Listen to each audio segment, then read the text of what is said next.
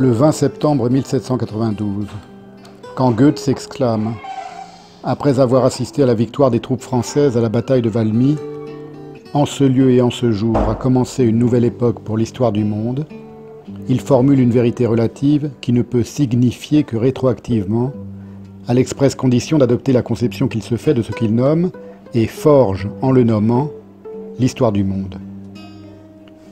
J'écris signifier, S'-ignifier, au sens à la fois de prendre un sens, or prendre un sens, c'est en récuser beaucoup d'autres, et d'embraser la cavalcade des conséquences chronologiques depuis sa propre raison centripète. Un siècle et demi plus tard, en 1937, Jean Renoir décide de reproduire en postface de son film La Marseillaise les paroles de Goethe, précisant que ce commentaire servira de point final à ce récit.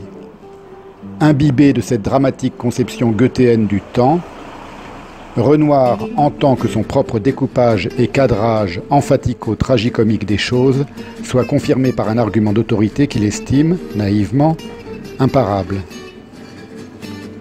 À la même époque que Renoir, un peu avant le 5 juillet 1936, mais en se fondant sur une toute autre conception du temps, c'est une litote, Martin Heidegger, isolé en plein régime nazi, écrit dans ses carnets noirs, dans un paragraphe intitulé « La fin de l'histoire » Das Ende der Geschichte.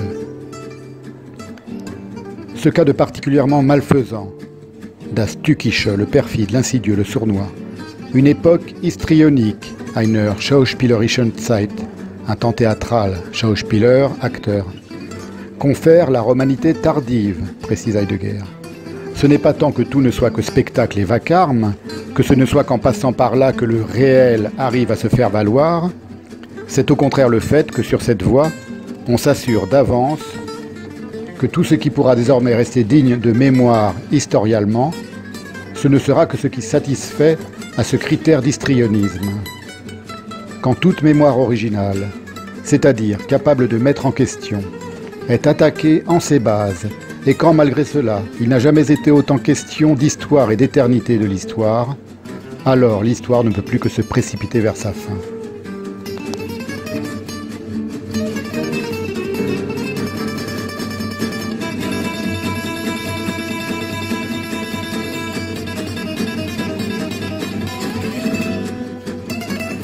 La Marseillaise est composée par Rouget de Lisle dans la nuit du 25 au 26 avril 1792. Cette nuit printanière n'intervient pas à n'importe quel moment de l'hypothétique histoire du monde. Ce mois d'avril 1792 impose son invisible et invincible sceau sur cette histoire particulière comme histoire mondiale. La différence avec la conception goethéenne tient dans l'aspect épars et inaperçu de l'émergence de la possibilité d'un devenir monde de l'histoire, d'une universalité de la représentation subjective du temps, bien plus efficace encore que la catholique qu'elle finira de supplanter quelques décennies plus tard. Ce n'est pas un secret que la Révolution française est aussi, et peut-être d'abord, une première déclaration de guerre au christianisme qui dominait jusque-là l'Europe et une partie du monde. Depuis la conversion de Constantin, là encore après une victoire, celle du pont Milvius en 312, laquelle conversion fut bien davantage une adhésion du catholicisme à l'impérialisme que l'inverse.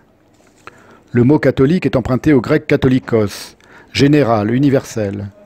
Dans les Trois vérités de Pierre Charon, le soleil est redondamment qualifié de catholique et universel illuminateur du monde.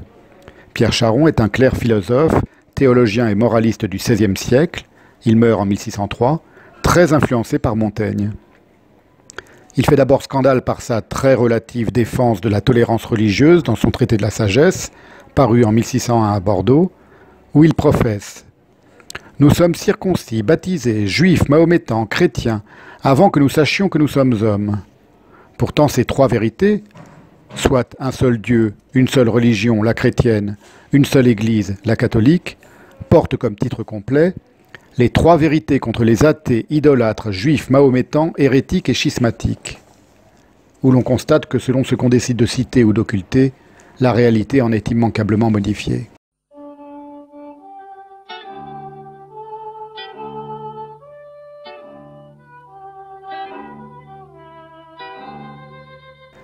La Révolution française est de la sorte une guerre de supplantation faite au christianisme pour la domination du monde, y compris la domination de l'interprétation du temps, la querelle des calendriers, laquelle induit la définition de l'histoire.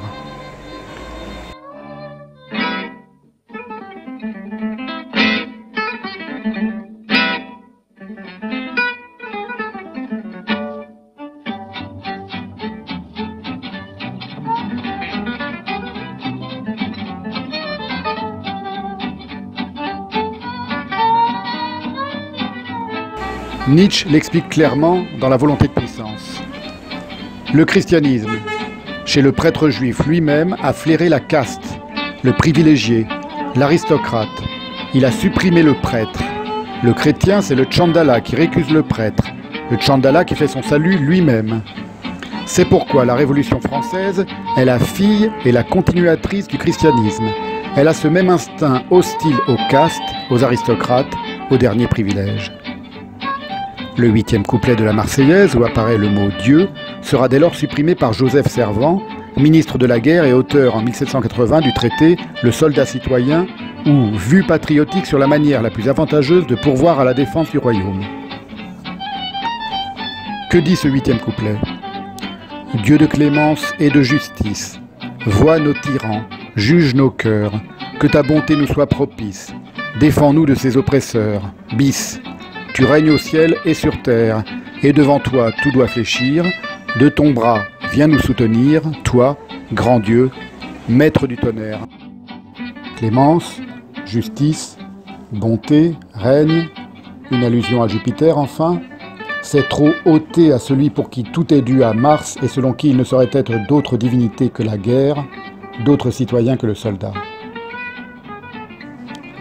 Si l'on examine les images extraites du Napoléon d'Abel Gance, on peut constater la substitution du nouveau pathos révolutionnaire au traditionnel pathos catholique, illustré en une scène,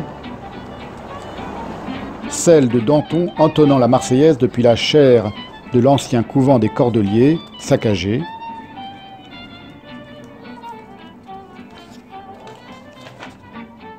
gesticulant grotesquement devant un immense crucifix dont la statue du Christ a été décapitée. Elle gît par terre dans la salle d'à côté où s'impatientent Marat et Robespierre, crucifix recouvert et à demi dissimulé comme par un linceul d'un drapeau bleu-blanc-rouge. Dans A Tale of Two Cities, Charles Dickens décrit de l'intérieur cette furie révolutionnaire de la substitution théologico-politique qui fut aussi une rage de l'abolition du temps. Il n'y avait pas de répit, pas de pitié, pas de paix, pas de repos, pas de mesure du temps. Bien que les jours et les nuits se succédassent aussi régulièrement qu'au commencement du monde, alors que le matin et le soir étaient ceux du premier jour, on ne comptait pas autrement le temps. On avait perdu prise sur lui dans la fièvre d'une nation, comme il arrive dans la fièvre d'un malade. Le bourreau, rompant le silence insolite de la ville, montrait au peuple tantôt la tête du roi et tantôt, presque en même temps, eût-on dit, la tête de la jolie reine, qui en 8 longs mois de veuvage et de chagrin était devenue grise. Cependant, en vertu de l'étrange loi des contradictions qu'on observe en pareil cas, le temps semblait long, bien qu'il s'envolât si vite. On avait institué un tribunal révolutionnaire dans la capitale, 40 ou 50 000 comités révolutionnaires dans tout le pays, et une loi des suspects qui menaçait la vie et la liberté de chacun et livrait n'importe quel innocent à n'importe quel criminel pervers. Les prisons regorgeaient de gens qui n'avaient commis aucun méfait et qui ne pouvaient obtenir qu'on les entendît.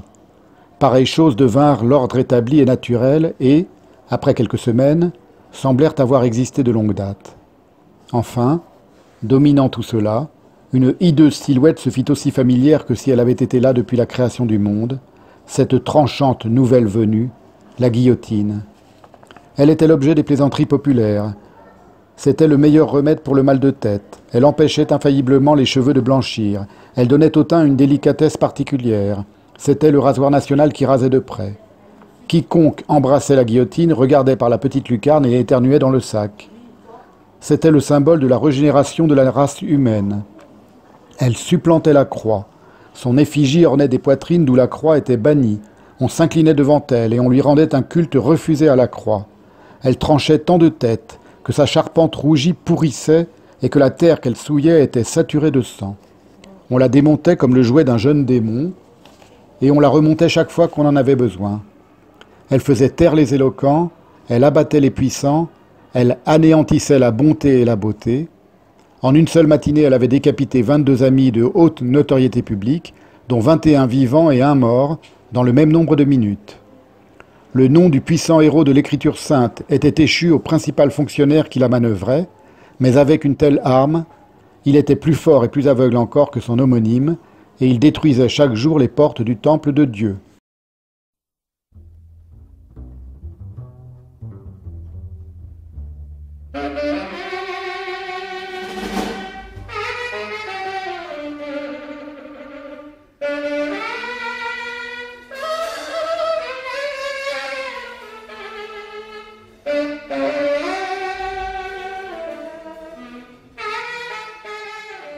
L'histoire, ça n'existe pas. Ce con, mais qui est ce on, nomme l'histoire, comme s'il n'y en avait qu'une, n'est qu'une compilation minutieusement encadrée de discours divers et épars, livres, mémoires, correspondances, archives, propos rapportés, déclarations officielles, arrangés et ordonnés selon une certaine logique parmi des milliers d'autres, plausibles, une hiérarchie, celle des vainqueurs, respectant les limites et les cadres d'une certaine mesure de l'espace et du temps, qui elle non plus n'est pas décidée ni désignée au hasard, le décompte chronologique des siècles, les grandes dates, l'occidentalocentrisme, etc. Joyce est bien plus originalement profond que Goethe, qu'il cite aussi par ailleurs, lorsqu'il fait exprimer à Stephen Dédalus, dans Ulysses, au cœur d'une conversation où Mr. Deasy, après avoir parlé d'argent, l'argent c'est le pouvoir, après s'être montré stupidement grandiloquent, nous sommes un peuple généreux mais nous devrions aussi être équitables. À quoi Stephen répond « J'ai peur de ces grands mots qui nous rendent si malheureux », ce qui fait écho à la phrase de Chateaubriand sur l'hymne des Marseillais dans son essai sur les révolutions. Nous en tirerons cette leçon affligeante que, dans tous les âges, les hommes ont été des machines qu'on a fait s'égorger avec des mots.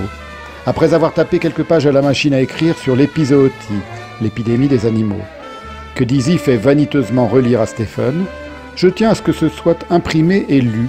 Pour l'instant, je veux essayer de la publicité. Mr. Deasy, soudainement, professe son antisémitisme atrabilaire. Souvenez-vous de ce que je vous dis, Mr. Dédalus. L'Angleterre est aux mains des Juifs, dans tous les postes éminents, la finance, la presse. À quoi Stephen répond « Un marchand est celui qui achète bon marché et vend cher, juif ou gentil, n'est-il pas vrai ?» À quoi Mr. Deasy repartit catholiquement. « Ils ont péché contre la lumière, dit Mr. Deasy gravement. Et vous pouvez voir les ténèbres dans leurs yeux. Et c'est pourquoi ils sont encore errants sur la terre. » À quoi Stephen, après avoir pensé au crâne bourré de combines sous le gauche haut de forme des spéculateurs juifs de la bourse à Paris, dont il distingue très subtilement la judéité et le savoir du temps qui disperse tout, des us, coutumes et costumes des boursicoteurs au jabotement de jarre, répond « Qui ne l'a fait ?» soit « péché contre la lumière ». Et devant l'incompréhension de Mr. Deasy, énonce, et c'est là où je voulais en venir, « History is a nightmare from which I am trying to awake. » L'histoire est un cauchemar dont j'essaye de m'éveiller.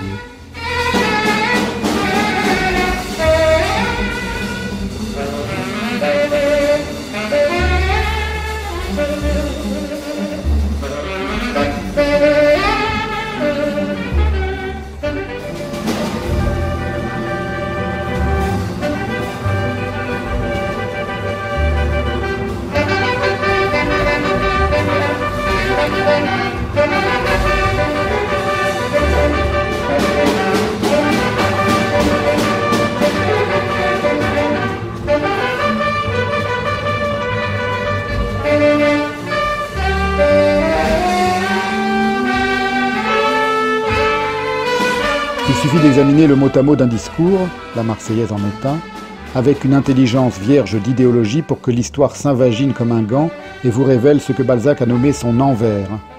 Dans Ulysse, la conversation entre le vaniteux antisémite Deasy et le subtilissime et courtois Dédalus a pour prétexte la remise par Stephen d'un article de Deasy à un journal afin de lui assurer de la publicité. Cela n'est pas anodin. Dans l'envers de l'histoire contemporaine, Balzac décèle des vérités, et pas seulement trois, qui, échappant aux supputations de l'animal rationnel, que Heidegger renomme l'animal historique, das historische Tier, acquièrent une véracité destinée à transcender les siècles. Être propriétaire d'un journal, c'est devenir un personnage. On exploite l'intelligence, on en partage les plaisirs sans en épouser les travaux. Rien n'est plus tentant pour les esprits inférieurs que de s'élever ainsi sur le talent d'autrui, Paris a vu 2 ou 3 parvenus de ce genre, dont le succès est une honte et pour l'époque et pour ceux qui leur ont prêté leurs épaules. Le mois qui vit naître la Marseillaise est primordial pour des raisons qui n'appartiennent pas tant à l'histoire qu'à l'éruption du temps. Une série d'événements concomitants, géographiquement indépendants les uns des autres, composent, à condition de les penser ensemble, les prodromes secrètement solidaires de l'effraction d'une inédite époque de l'Occident, engendrée bien en amont, époque que Heidegger qualifie d'un seul substantif, die Neuzeit, le nouveau temps. On traduit cela erronément par les temps modernes, comme s'ils marquaient un progrès et une pluralité. C'est précisément l'inverse qui les caractérise, la brutale élimination par usurpation et pastiche de l'ancien entre guillemets régime, mais aussi l'annihilation de tout ce qui n'est pas compatible avec une vision d'un monde unifié dans la dévoration technique de toute altérité. Qu'un sang impur abreuve nos sillons, c'est aussi cela que ça signifie. Le nouveau temps, en revanche, comporte une temporalité inédite, factice et frelatée, mais effroyablement efficace, dans laquelle nous sommes encore engagés et englués aujourd'hui, en 2019, qui pour autant n'en agonise pas moins violemment au su et au vu de tout un chacun. Le 1er avril 1792, l'Assemblée législative adopte le télégraphe optique de Chappe. Ce système de sémaphore, disposé d'une hauteur l'autre, offre la possibilité de communiquer sur de grandes distances en comprimant sommairement le langage dans la vision. À chaque signe du sémaphore correspond une seule idée. Aucune subtilité, aucune nuance, aucun jeu de mots, aucune ambiguïté, aucun swing du sens ni aucune poésie n'est par conséquent à en attendre. Un rapport officiel explique que le télégraphe a donné naissance à une langue nouvelle, simple et exacte, qui rend l'expression d'un mot et d'une phrase par un seul signe. 2 siècles et demi plus tard, les smileys de vos smartphones rendent un hommage inconscient à ce rêve abrutissant de célérité communicationnelle. En attendant d'être détrôné par le télégraphe électrique de Morse, qui marquera les débuts de la préséance technique et commerciale des États-Unis d'Amérique et amorcera, en association ravageuse avec le chemin de fer, les premiers génocides modernes, le télégraphe Chappe supplante par sa diligence le cheval au galop, offrant pour la première fois dans l'histoire des hommes la prééminence de la technique, en l'occurrence de l'optique, sur le monde animal. Le 2 avril 1792, aux États-Unis, la loi sur la monnaie dite Coinage Act permet la création d'un hôtel de la monnaie dans la capitale, alors Philadelphie, dont le nom significativement révolutionnaire se traduit en « amitié fraternelle ». Cette loi, passée à l'initiative d'Alexander Hamilton, premier et influent secrétaire du Trésor de George Washington, établit le dollar comme seule unité monétaire et définit dans le moindre détail la taille, le poids et l'aspect des pièces de monnaie. Il y est ainsi exigé qu'une allégorie de la liberté, ainsi que le mot « liberty », soit gravée sur l'envers de chaque pièce. Alexander Hamilton avait eu pour mère Rachel Fawcett, descendante de huguenots français. Disciple de Hobbes et de Montesquieu, s'exprimant couramment en français, il sera proclamé citoyen français par l'Assemblée nationale législative le 26 août 1792, en même temps que George Washington, Anacharsis Cloutz, Jeremy Bentham et quelques autres. Partisan acharné d'une révolution industrielle conforme à la britannique, il sera représenté en 2004 sur le billet de $10.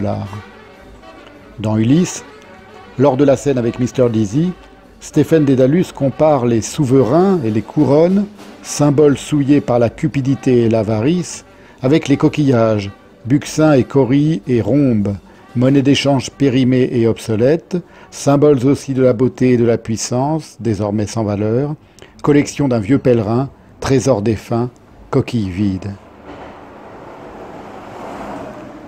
La conversation entre Mr. Dizzy et Stephen débute d'ailleurs par une citation de Shakespeare concernant l'argent. Mr. Dizzy cite « Est seulement la bourse bien garnie ?» à quoi Stephen se contente de murmurer en réplique « Iago ». Qui a lu Othello saura ce que cette récupération cupide de Shakespeare par Mr. Dizzy comporte d'imposture. Shakespeare n'avait pas besoin d'attendre le Coinage Act de 1792 pour deviner, dans La Tempête, que dollar rime avec dollar.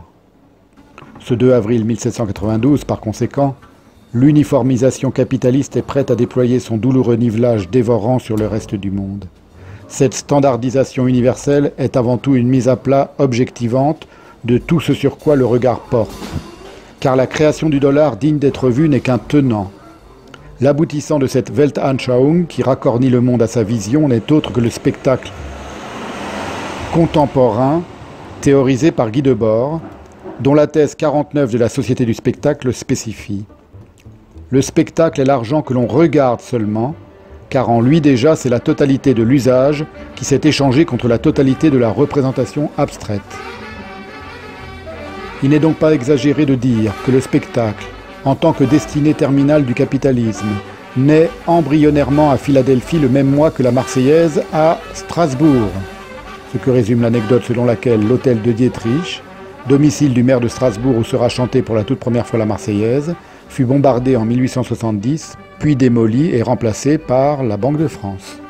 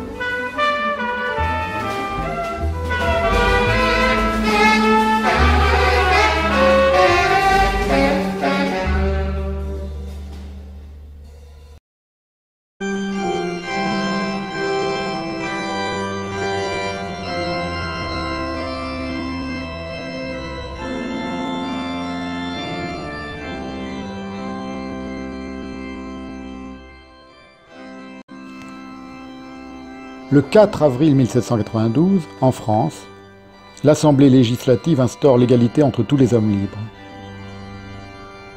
Je vais lire quelques lignes de ce décret afin de faire sonner la rhétorique révolutionnaire si prégnante dans la Marseillaise.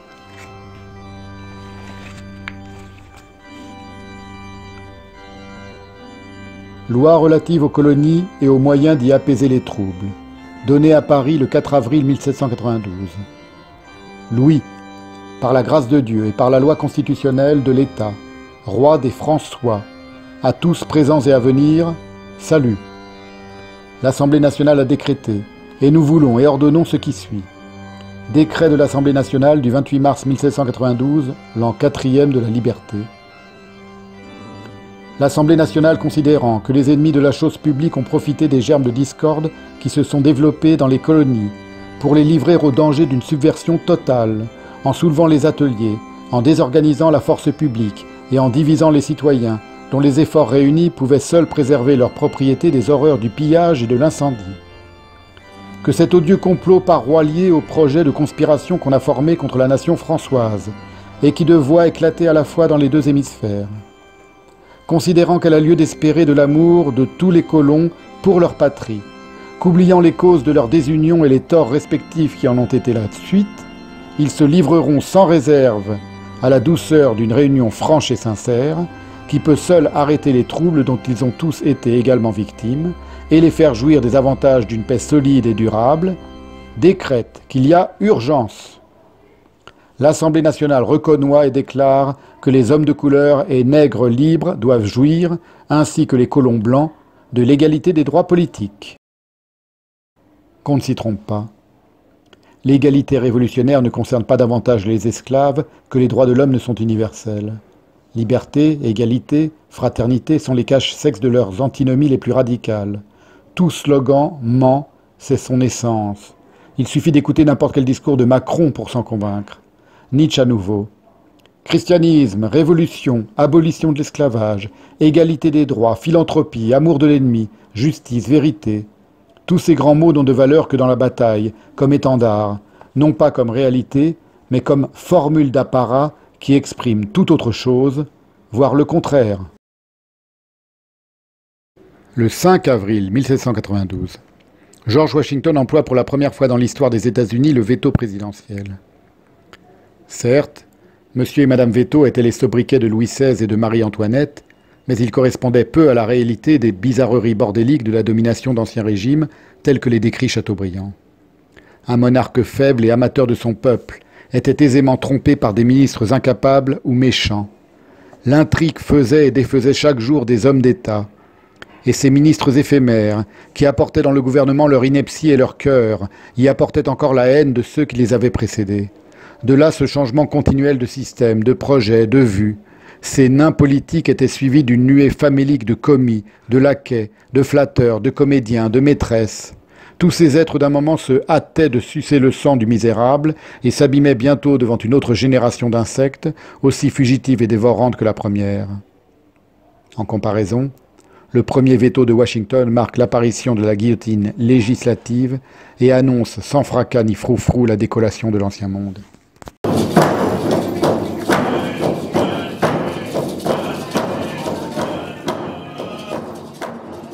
Le 16 avril 1792, George Vancouver découvre le littoral occidental de l'Amérique du Nord. C'est le début de l'enfer pour les autochtones de cette région paradisiaque, les Nuucha-Nulthat, dont le nom signifie « tout au long des montagnes et la mer ». Erronément nommés Nootka, les Nuucha-Nulthat sont, avec les Kwakutl et les Chinooks, les observateurs de la pratique la plus anticapitaliste imaginable, le célèbre potlatch. Ces êtres merveilleusement spirituels, comme tous les Amérindiens, seront bientôt génocidés par ce saupoudrage de noms propres à même la nature, Cook, Vancouver, Washington, etc. Voulant plagier le dieu de la Genèse, les Occidentaux ne renommèrent à gogo les sites du soi-disant Nouveau Monde qu'afin d'en revendiquer la création, déclenchant par cette grossière imposture l'annihilation de tous ceux qui les y précédaient. Il faut lire de Bougainville le voyage autour du monde par la frégate du roi, la Boudeuse, et la flûte l'Étoile, en 1766, 1767, 1768 et 1769. C'est le titre intégral, pour envisager l'envers génocidaire de l'exploration du Nouveau Monde, qui n'est pas plus nouveau que les temps ne sont modernes.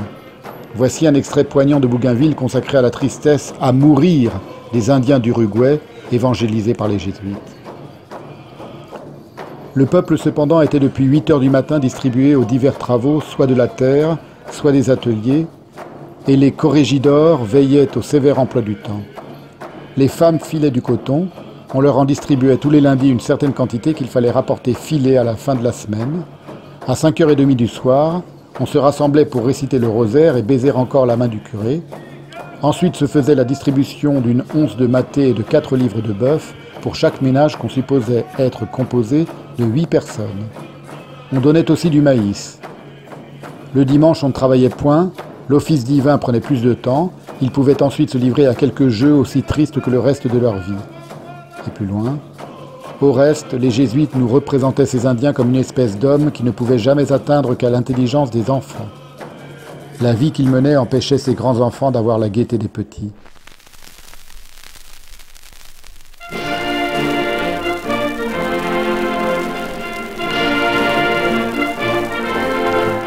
Le 20 avril 1792, la France déclare la guerre au roi de Bohême et de Hongrie François II, dont le père Léopold II, décédé au mois de mars, est le frère de Marie-Antoinette. Louis XVI et la reine espèrent secrètement que leur neveu, triomphant des armées révolutionnaires, leur restituera leurs prérogatives largement diminuées après la fuite avortée à Varennes, fuite organisée par le général François-Claude de Bouillé, dont le nom honni des révolutionnaires apparaît au couplet 5 de la Marseillaise. La Révolution est avant tout une affaire de famille, famille royale contre mère patrie. En outre, pour la raison que 2 de ses fils étaient enrôlés dans l'armée du Rhin, le maire de Strasbourg, le baron Philippe-Frédéric de Dietrich, qui commanda la Marseillaise au jeune capitaine Claude-Joseph Rouget de Lille, endossa en quelque sorte le premier verset de l'hymne en l'entonnant pour la première fois, accompagné de son épouse Sibylle au clavecin, sous les boiseries de son hôtel particulier de la place de Breuil. « Allons enfants de la patrie » est ainsi une formule oedipiennement cryptée qui proclame en sous-main « Allons enfants de la partouze », car la patrie, étymologiquement terre des pères, est aussi une mère, de sorte que la patrie révolutionnaire est censée se substituer sur un mode délirant à toute cellule familiale. Dans son chant du départ, Marie-Joseph Chénier fait dire aux soldats par les mères de famille « Tous vos jours sont à la patrie, elle est votre mère avant nous ». Dans son projet de code civil, le célibataire Jean-Jacques Régis de Cambacérès, surnommé Tante Turlurette, et qui sera raillé par Napoléon et Talleyrand pour son homosexualité, écrit « Il est rappelé aux parents que leurs enfants appartiennent à la patrie ». On notera à ce propos, au centre du bas-relief formant la Marseillaise de François Rude, sur l'Arc de Triomphe, la présence d'un guerrier grec et de son éphèbe nu. Quant à la guillotine, un de ses nombreux surnoms, tous féminins, sera la Sainte Mère.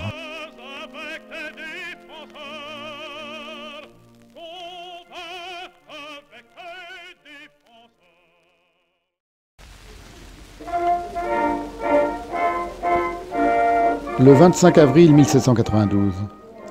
Deux événements, invisiblement consubstantiels l'un à l'autre, ont lieu en France, de telle sorte que l'un est comme le palimpseste mortifère de l'autre que sa sanguinaire en face dissimule à peine et qui, en retour, lui donne son sens le plus carnassier.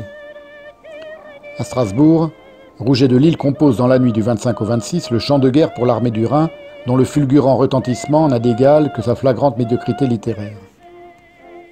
Dans la même journée, à Paris, place de Grève, s'est tenue la première décapitation par guillotine. La dernière aura lieu en 1977 à la prison des Baumettes, à Marseille. Joseph Ignace Guillotin, député constitutionnel, collaborateur de la Déclaration des droits de l'homme, franc-maçon appartenant à la loge La Candeur, ça ne s'invente pas, avait présenté dès 1789 sa mécanique égalitariste devant l'Assemblée des députés par ces mots demeurés notoires. Avec ma machine, je vous fais sauter la tête en un clin d'œil et vous ne souffrez point. On notera la si prémonitoire adresse directe à ses collègues esclaffés, dont beaucoup iront bientôt rejoindre l'immense cohorte des raccourcis. Convaincu de vol avec violence sur la voie publique pour avoir agressé au couteau un passant et volé ses assignats, Nicolas-Jacques Pelletier est donc exécuté ce 25 avril par le fameux bourreau descendant de bourreau, Charles-Henri Sanson. La chronique de Paris rapporte que la nouveauté du spectacle avait considérablement grossi la foule de ceux qu'une pitié barbare conduit à ces tristes spectacles. Inventé par Antoine Louis, mais diffusé par Guillotin dans une visée altruiste, il s'agissait d'abolir l'agonie des condamnés, quand les exécutions traditionnelles duraient des heures en entraînant d'atroces souffrances. La promptitude chirurgicale de la nouvelle invention déçoit beaucoup la foule attroupée lors de cette première. Sanson en est hué. Le bel oxymore de pitié barbare, employé dans la chronique de Paris, définit assez l'esprit qui souffle sur les paroles de la Marseillaise, où tout est morbide, sanglant, sauvage et plaintif et lascif et mièvre à la fois. Ils viennent jusque dans vos bras, égorger vos fils, vos compagnes. Mais ces despotes sanguinaires, tous ces tigres qui, sans pitié, déchirent le sein de leur mère. Nos vils ennemis tomberont, alors les Français cesseront de chanter ce refrain terrible. Aux armes, citoyens, formez vos bataillons, marchons, marchons. Qu'un sang impur abreuve nos sillons. C'est ici que prend tout son sens le mot de Nietzsche dans Aurore sur la grande révolution, qui ne fut rien de plus qu'un charlatanisme pathétique et sanglant. Eine pathétische und blutige Quacksalberei. Pitié et barbarie, amalgamées dans la Marseillaise au point de lui conférer ce ton tout de même un tantinet psychopathologique, sont soigneusement dissociés dans la vie courante. D'une part, l'inlassable rythmique glaciale et infrangible de la guillotine, de l'autre, la fêterie et la géniardise imaginaire. Chateaubriand condense cette dichotomie ordinaire en une noria de formules génialement saisissantes. Tandis que la tragédie rougissait les rues, la bergerie florissait au théâtre, il n'était question que d'innocents pasteurs et de virginales pastourelles. Champs, ruisseaux, prairies, moutons, colombes, âge d'or sous le chaume, revivaient au soupir du pipeau devant les roucoulants Tircis et les naïves tricoteuses qui sortaient du spectacle de la guillotine. Si Sanson en avait eu le temps, il aurait joué le rôle de Colin, et mademoiselle Théroigne de Méricourt celui de Babet. Les conventionnels se piquaient d'être les plus bénins des hommes. Bon père, bon fils, bon mari, ils menaient promener les petits-enfants. Ils leur servaient de nourrices. Ils pleuraient de tendresse à leur simple jeu. Ils prenaient doucement dans leurs bras ces petits agneaux, afin de leur montrer le dada des charrettes qui conduisaient les victimes au supplice. Ils chantaient la nature, la paix, la pitié, la bienséance, la candeur, les vertus domestiques. Ces béats de philanthropie faisaient couper le cou à leurs voisins avec une extrême sensibilité pour le plus grand bonheur de l'espèce humaine.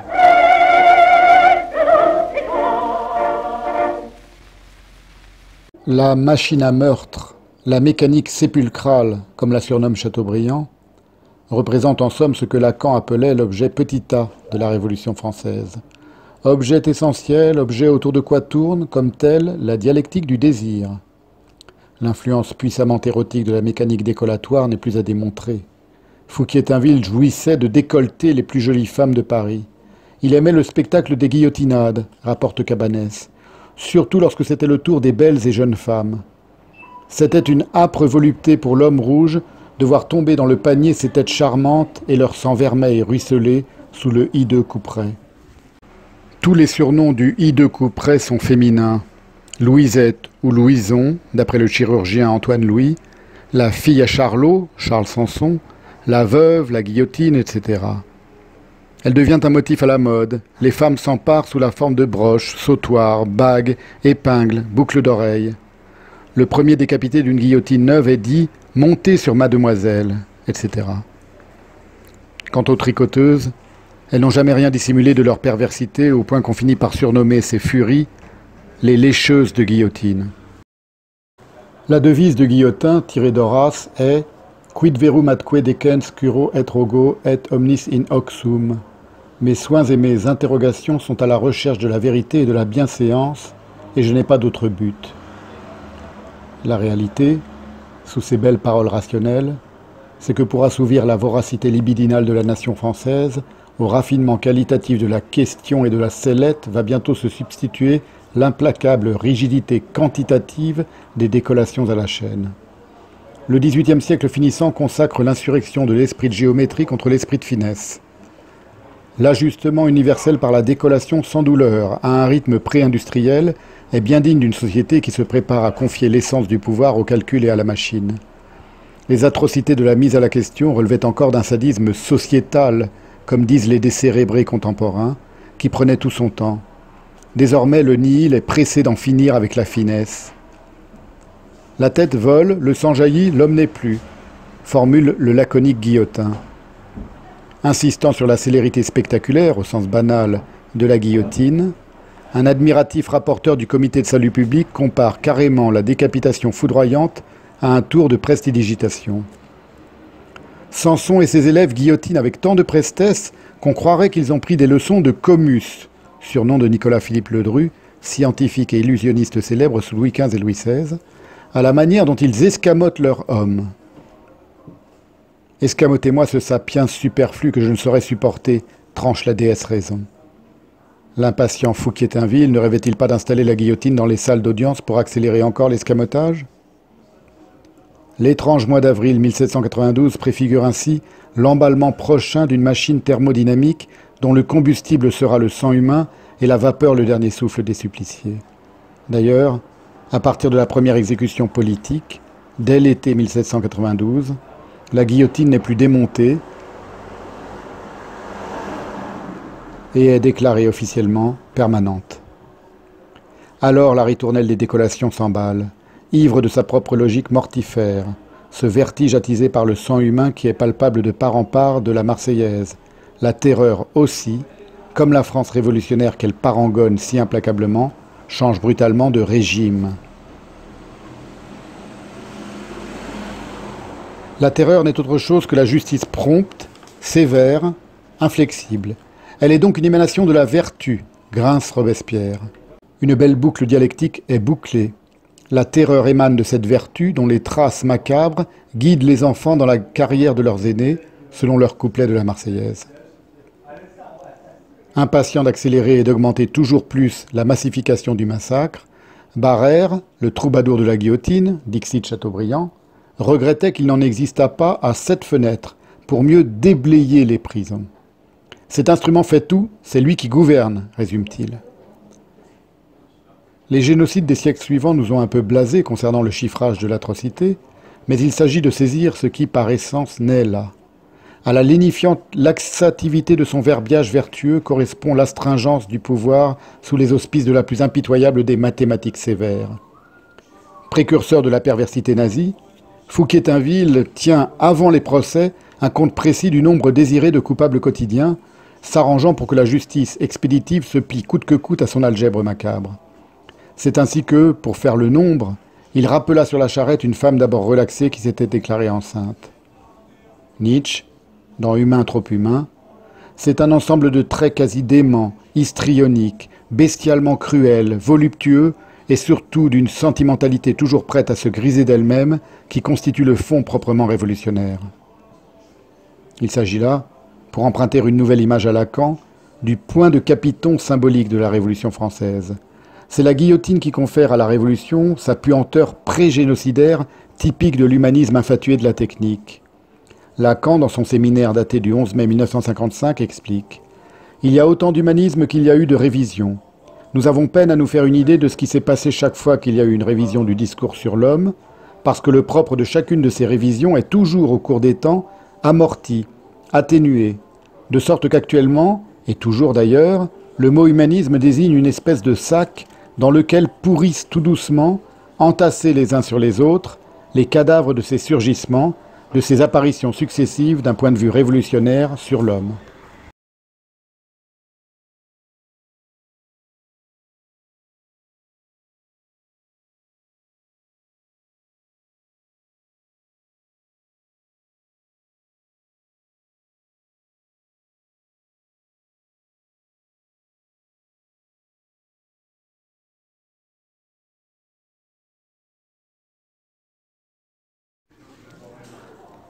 À la date du 6 octobre 1791, le 3e article du Code pénal stipule « Tout condamné à mort aura la tête tranchée ». La peine de mort a beau être abolie, le décret demeure et reste toujours en vigueur aujourd'hui, sans préciser comment, s'interroge-t-on sur Wikipédia à l'article guillotine. C'est pourtant simple. Il n'est que de constater l'espèce de lobotomie universelle qu'opère de nos jours la technique sur tant de zombies besogneux pour comprendre que la société n'a plus besoin d'un couperet mécanique pour achever ses condamnés à la mort lente du nihilisme. L'intelligence artificielle, comme l'intitulent les molles têtes de mort qui gouvernent et ravagent le monde, remplit à merveille l'office d'escamoter son homme, sans souffrance ni jactance, et avec le plus abject des enthousiasmes du grand public. On n'arrête pas le progrès.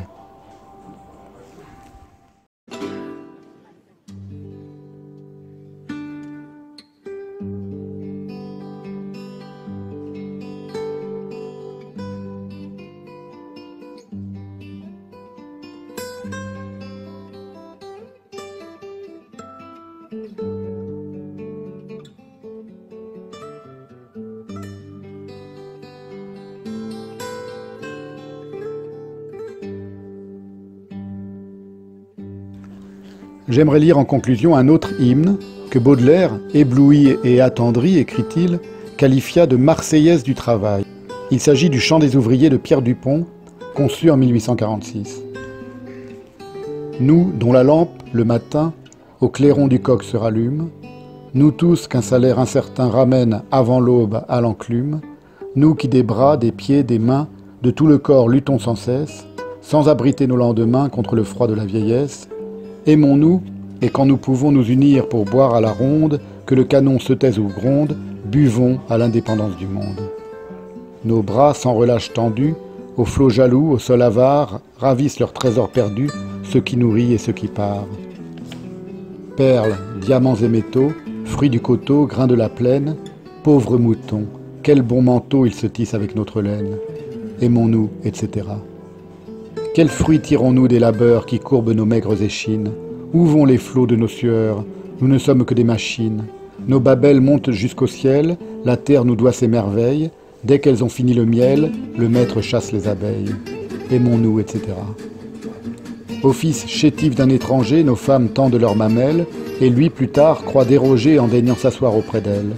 De nos jours, le droit du Seigneur pèse sur nous plus despotique. Nos filles vendent leur honneur au dernier courteau de boutique. Aimons-nous, etc. Mal vêtus, logés dans des trous, sous les combles, dans les décombres, nous vivons avec les hiboux et les larrons, amis des ombres. Cependant notre sang vermeil coule impétueux dans nos veines, nous nous plairions au grand soleil et sous les rameaux verts des chênes. Aimons-nous, etc. À chaque fois que par torrent notre sang coule sur ce monde, c'est toujours pour quelque tyran que cette rosée est féconde. Ménageons-le dorénavant, l'amour est plus fort que la guerre, en attendant qu'un meilleur vent souffle du ciel ou de la terre, aimons-nous, etc.